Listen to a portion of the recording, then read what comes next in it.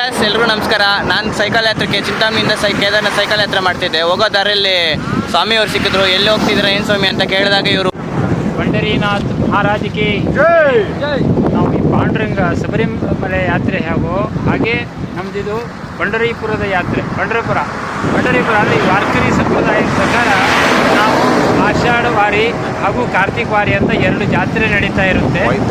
ಈ ಜಾತ್ರೆಯಲ್ಲಿ ಆಷಾಢ ವಾರಿ ದೀಕ್ಷೆ ತೊಗೊಂಡ್ಮೇಲೆ ನಾವು ಆಷಾಢದಲ್ಲಿ ಪಂಢರಾಪುರಕ್ಕೆ ಬರಲೇಬೇಕು. ನಾವು ಬೆಂಗಳೂರಿಂದ ನಡ್ಕೊಂಡು ಪಂಢರಾಪುರಕ್ಕೆ ಪಾಂಡುರಂಗನ ದರ್ಶನ ಮಾಡಲಿಕ್ಕೆ ಹೋಗ್ತಾ ಇದ್ದೀವಿ. ಪಂಢರೀಪುರ ಪಾಂಡುರಂಗನ ದರ್ಶನ ಮಾಡಲಿಕ್ಕೆ ಹೋಗ್ತಾ ಇದ್ದೀವಿ. ಎಲ್ರಿಗೂ ಸುಖ, ಶಾಂತಿ, ನೆಮ್ಮದಿ, ಆಯುಷ್ಯ, ಆರೋಗ್ಯ ಬರಲಿ. ಅದಕ್ಕಿಂತ ಮೇಲಾಗಿ ನಮ್ಮ ಸನಾತನ ಧರ್ಮಕ್ಕೆ ಭಗವಂತನ ಅನುಗ್ರಹ ಇರಲಿ ಅಂತ ನಾನು ಬೇಡ್ಕೊಂಡು ಇದಕ್ಕೆ ಶಕ್ತಿ ಕೊಡಬೇಕು ಅಂತ ನಾನು ಯಾತ್ರೆಯನ್ನು ಇಟ್ಕೊಂಡು ಹೋಗ್ತಾ ಇದ್ದೀನಿ. ಇವರು ಚಿಂತಾಮಣಿಯಿಂದ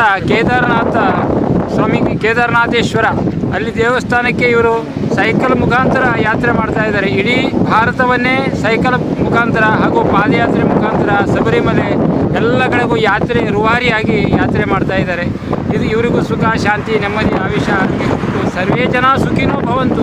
ಸ್ವಾರ್ಥ ಇಟ್ಕೊಂಡು ಯಾವುದೂ ಮಾಡ್ತಾ ಇಲ್ಲ, ಎಲ್ಲ ನಿಸ್ವಾರ್ಥವಾಗಿ ಮಾಡ್ತಾ ಇರುವಂಥ ಯಾತ್ರೆಗಳು.